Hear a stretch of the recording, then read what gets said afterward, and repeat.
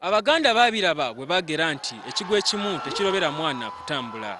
Ne Sharif Bukenya oluvanyuma lw'okuggundwa Jussila omwezi oguwedde asabye badingane. Kirungi ekiri mizannyo gyaffe nti ffe bakkuba wano oddamu n'osaba rematch.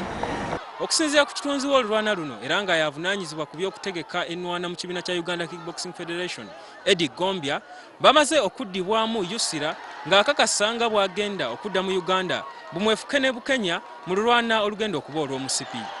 Freedom City era yentegeka wetusuubira ojja okuba obutabaamu nkyukakyuka yonna tulabe nti abantu omusipi gwaffe guddamu ne gusigala wano e Kampala. Gombya annyonnyodde nti Bukenya okuwangulwa kyava ku kuba nti yalumizibwa mu lubuto ekintu ekyamutuukako ng'ebula essaawa mbale ayambalagane ne Jussila.